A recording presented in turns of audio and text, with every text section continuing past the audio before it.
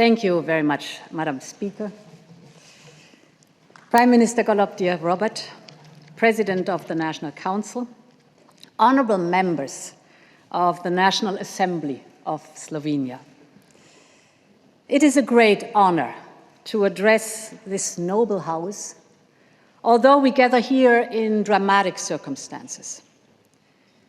In recent years, I visited Slovenia regularly, and I have enjoyed the incredibly beauty of the landscape, of its nature, and the amazing hospitality of its people.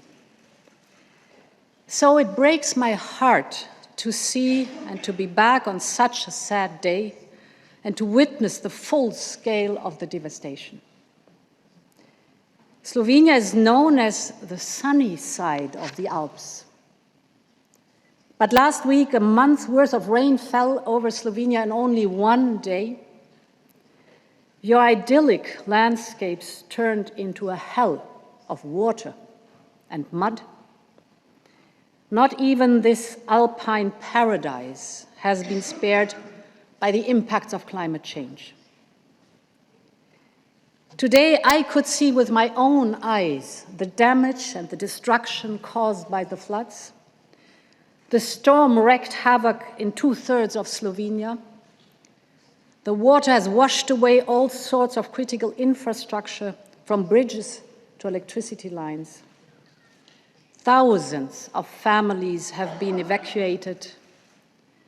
Almost all businesses in the hardest hit areas are affected, and tragically, 6 people have lost their lives. It is a national and a European tragedy. But against the force of nature, the people of Slovenia have reacted with courage and kindness. Your response has been outstanding. An entire country has mobilized in incredible speed, preventing an even greater loss of life.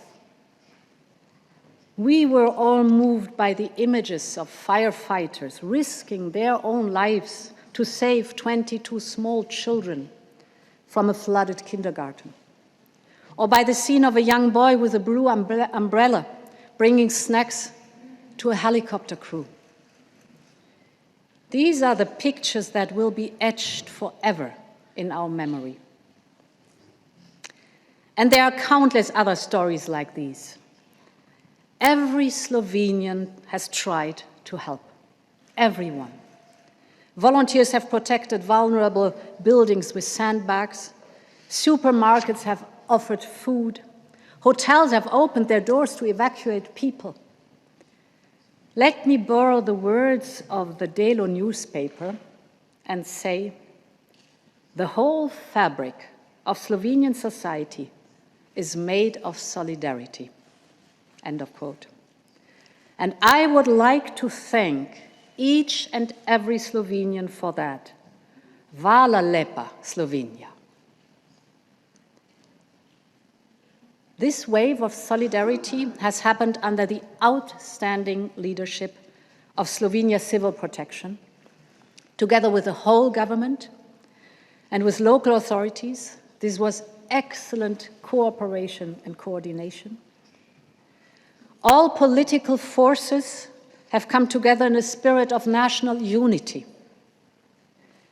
And the results of this national mobilization are already showing. I think, for instance, about those villages that have been completely cut off from the rest of the country because of the floods, like Črna, which I visited today and I saw it with my own eyes. I was told that Črna was for 2 days, it was impossible to reach the village and even to communicate with residents because of the lack of mobile connection. People didn't even know whether their friends and family were alive. But then everybody mobilized to reach out to the village. Army and civil protection, firefighters and police, mountain rescuers and Red Cross, together with volunteers from all walks of life. I saw it with my own eyes today, and it is impressive and heartwarming. They managed to bring food in by helicopter, to rescue the most vulnerable, to clean up the endless mud, and then to restore a road connection. Thanks to their tireless efforts, they brought hope where there was only mud. This fast reaction has come as no surprise for all of us in the European Union, who have already seen Slovenian solidarity in action. When your neighbors in Italy were struck by floods, and when a devastating earthquake hit Croatia, Slovenia was among the first to send in water pumps and rescue teams, and this has not been forgotten. You're also a leading contributor to our humanitarian efforts in Ukraine. Many thanks for that. Now, I want to assure you that all of Europe is with you in this time of need. Commissioner Lenarčič was here already during the weekend to take part in an early emergency meeting of your government. And today I am here to discuss concrete ways for our union to stand at the side of Slovenians. That was the content of our bilateral talks with the Prime Minister today, this morning. As soon as Slovenia's government called for European support, we activated the Union Civil Protection Mechanism. 8 member states responded to our call within 2 days.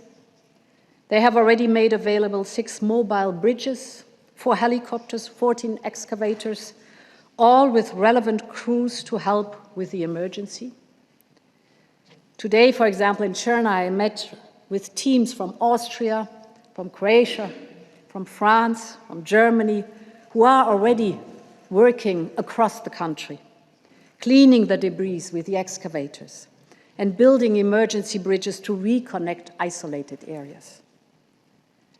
Europe is here for you, and we stand ready to assist with anything you may need. Europe will also be by your side in the coming weeks and months for the recovery and the reconstruction. Slovenia can request and will receive financial support from the European Union. And we have discussed a package of 3 components. First of all, from the Solidarity Fund, 400 million euros are accessible. Time is of the essence, therefore the European Commission can pay in advance of up to 100 million euros before the end of the year. And then, based on Slovenia's request and with the first damage assessment, an additional solidarity payment up to 300 million can follow next year. The second element. Slovenia could request in addition up to 2.7 billion euros under Next Generation EU. This is fresh money. Here too, time is of the essence, as you will have to make the request by the end of August already. This has something to do with the procedures of Next Generation EU.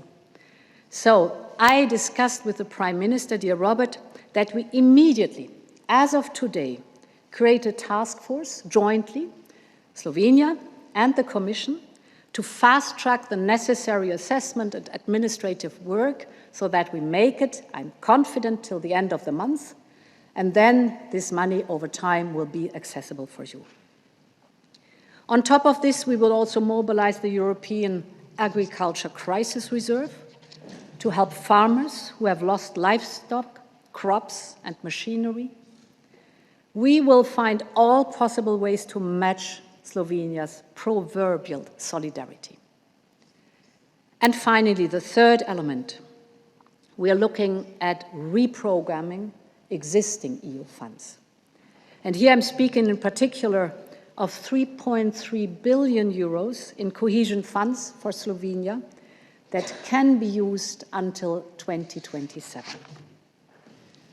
Honourable members, Prime Minister, dear Robert, during your speech to the European Parliament last year, you said, when a community is united and determined, then that community can push the boundary of what is possible.